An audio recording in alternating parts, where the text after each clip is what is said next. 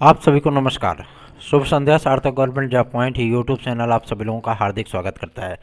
Channel को subscribe करिए, video को लाइक करिए, शेयर करिए, बेल आइकन दबा करके रख लीजिए ताकि आपको नोटिफिकेशन मिल जाए जब भी हम वीडियो शेयर करें। चलिए खबरों की शुरुआत कर लेते हैं।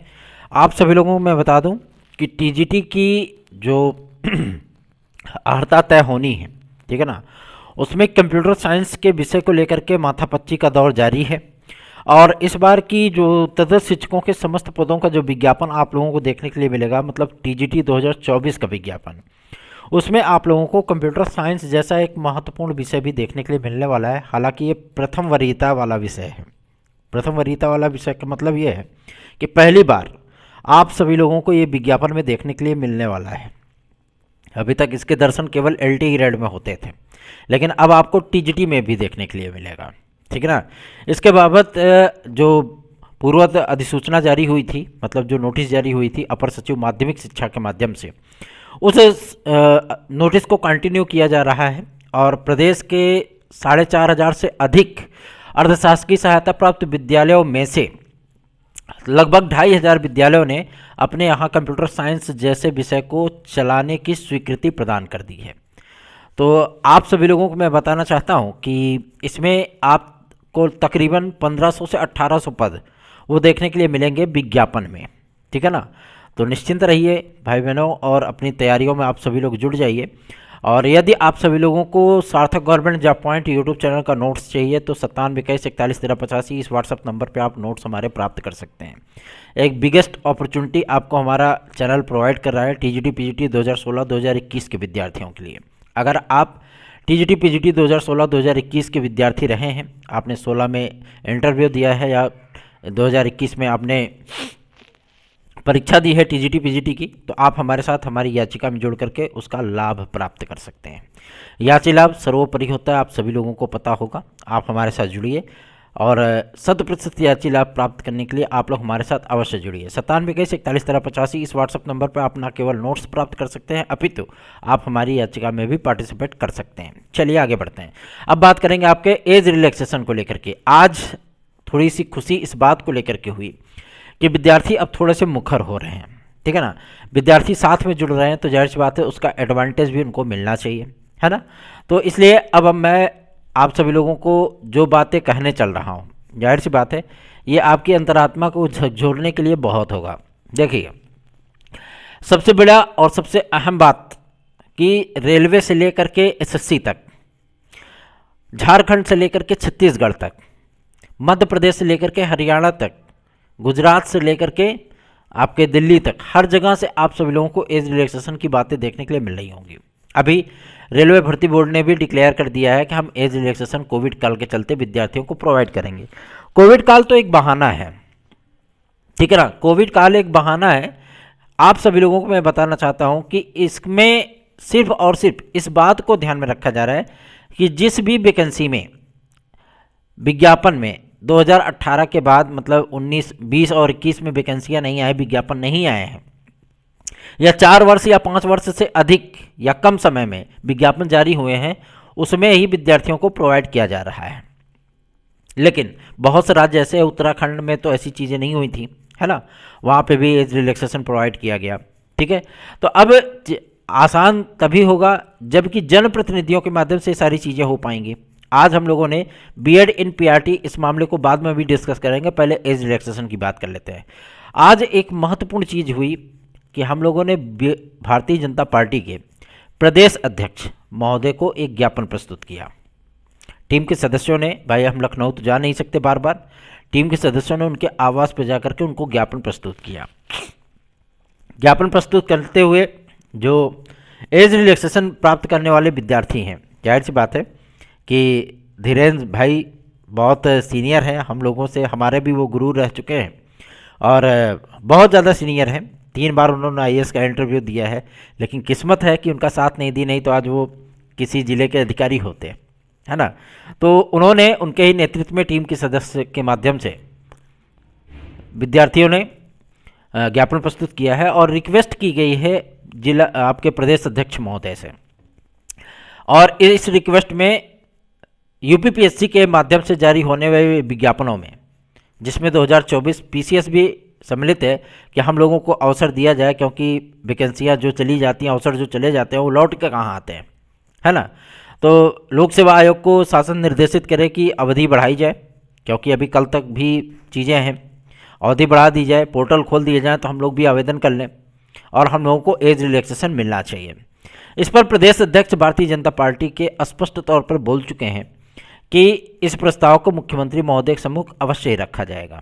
और विद्यार्थियों को, चूँकि हर जगह से सारी चीज़ें हम लोगों ने कटिंग उसमें लगा रखी थी, ठीक है ना, जो भी न्यूज़ है सारी चीज़ें उनको दिखाई गई कि हर राज्य कोविड काल के चलते विद्यार्थियों को एज रिलैक्सेशन कहीं पे 5 वर्ष मिल रहा है, कहीं पे 7 वर्ष मिल रहा है, ठीक है ना, हर जगह पे दिया जा रहा है। केवल उत्तर प्रदेश एक ऐसा राज्य है जहाँ पे यूपीपीएससी हो या आपके अन्य डिपार्टमेंट, वहाँ पे एज रिलैक्सेशन प्रोवाइड विद्यार्थियों को नहीं किया जा रहा है।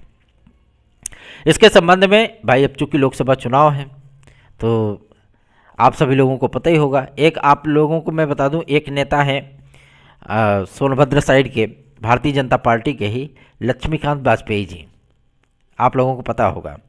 और एक नेता है आप सभी लोगों के होम मिनिस्टर के बेटे पंकज सिंह, जो कि नोएडा के विधायक हैं, ठीक है ना। आज उनको भी ज्ञापन प्रस्तुत किया गया है, ठीक है ना। और सबसे बड़ी चीज़ यह है कि डायरेक्ट जो है उनसे रिक्वेस्ट किया गया कि भाई डिफेंस मिनिस्टर तो आते ही होंगे और उनके ही माध्यम से अगर मुख्यमंत्री योगी आदित्यनाथ जी महाराज जी को अगर कोई चीज़ें बताई जाएं, कही जाएं, तो चीज़ें आसान हो सकती हैं, ठीक है ना। और आज पीलीभीत के भी बच्चों ने, विद्यार्थियों ने, जाहिर सी बात है थोड़ा सा कदम से कदम मिलाया, वहाँ पे भी बहुत से विद्यार्थियों ने आदरणीय सांसद महोदया मेनका गांधी महोदया से मिल करके वहाँ पे भी सारी चीज़ें उन्होंने डिक्लेयर कराई हैं, उनको भी ज्ञापन प्रस्तुत किया है। मैं आप सभी लोगों को इस बात के लिए आश्वस्त कर देना चाहता हूँ कि आप लोगों के लिए 5 वर्ष अवश्य ही उद्घोषित कर दिए जाएंगे सभी सरकारी विभागों में। ये एज रिलैक्सेशन आप लोगों को 101% मिलेगा ही मिलेगा, क्योंकि कोई भी जनप्रतिनिधि, कोई भी नेता आप सभी लोगों के विपक्ष में नहीं बोला कि नहीं मिल पाएगा। सभी कह रहे हैं इसको जो है मुख्यमंत्री महोदय के सम्मुख रखा जाएगा और आप लोगों को एज रिलैक्सेशन मिल जाएगा। एज रिलैक्सेशन ही है, कोई ऐसा थोड़ी ना कि कोई जो है सांसद या विधायकी का टिकट मांग रहा है कि भैया हम लोग चुनाव लड़ाई दो, है, ऐसी चीज़ें तो है नहीं। हम सभी लोगों की मांग एक तुच्छ मांग है, जो कि हम लोगों का अधिकार भी है, ठीक है ना। इससे नेताओं को कोई फर्क पड़ने वाला नहीं है। ऐसा नहीं कि उनसे 10-20 लाख रुपया मांगा जा रहा हो, है ना, सिर्फ एज रिलैक्सेशन मांगा जा रहा है।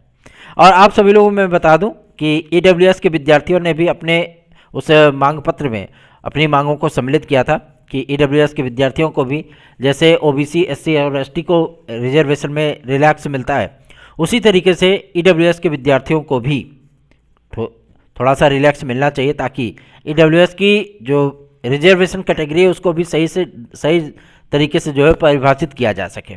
इस पर उन्होंने स्पष्ट किया है कि ये सारी मांगें मुख्यमंत्री महोदय के सम्मुख अवश्य रखी जाएंगी और विद्यार्थियों को एज रिलैक्सेशन दिया जाएगा। देखिए, हम लोगों ने अपनी तरफ से प्रयास शुरू कर दिया है, अब आप सभी लोगों को ये चीज़ें तय करनी है कि इस पर हम लोग कितनी दूर तक आगे जाएं, ठीक है ना।